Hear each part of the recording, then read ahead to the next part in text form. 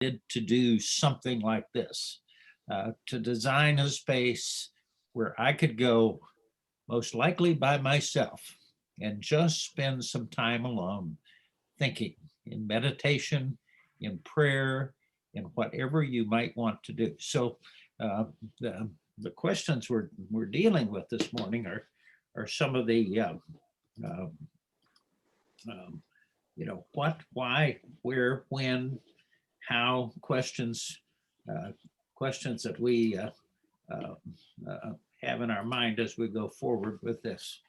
Uh, this COVID has given us what a psychologist friend of mine calls monkey mind.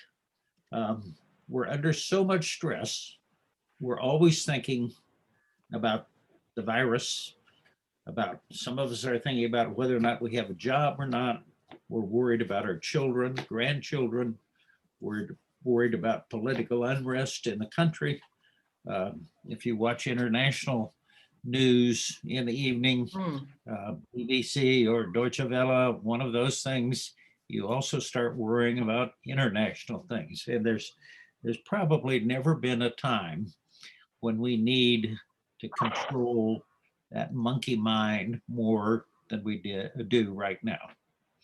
Um, Without realizing that this whole story began for me many, many years ago, probably when I was about 9 years old.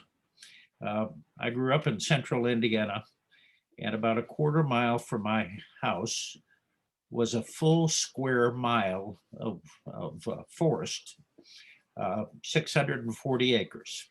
Um, it had been cut over at various times, 1820s, 1860s, and again in the 1880s.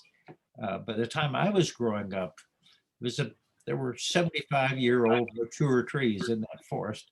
And I don't know why my parents ever let me do this, but along with three friends, sometimes on Saturday, we would pack our little lunch, usually a peanut butter sandwich and a drink of some kind, and go off to explore the Schokemeyer Woods.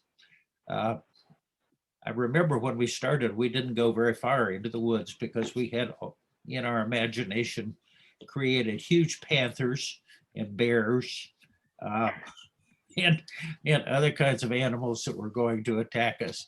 What we mostly saw were squirrels and a deer from time to time.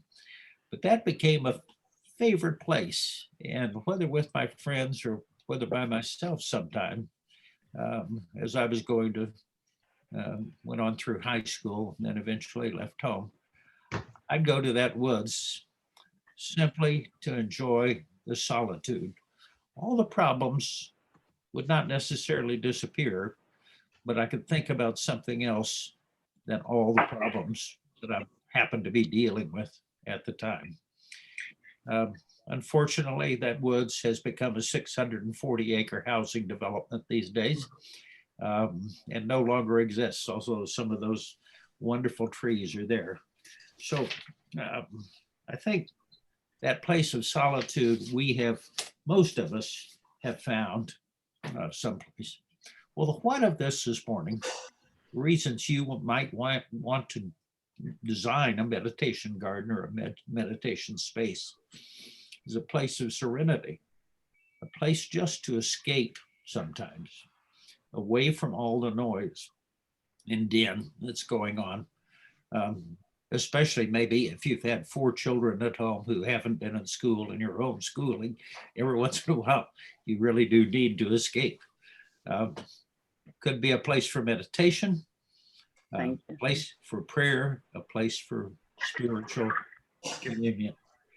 Those kinds of things are important. And Anne, in their introduction, alluded to some of the health benefits of those things. Things like stress control, reduction of blood pressure. There have been lots of claims, uh, no real good scientific evidence for this, but this serenity of life and relaxation might lead to a longer life and certainly a healthier life. Um, you've also got to ask a why question. Why do you want to create that space for contemplation? Is it to experience self, to experience God, 31. experience nature, to meditate, to escape, because all of those purposes might mean that you'll design your space just a little bit differently.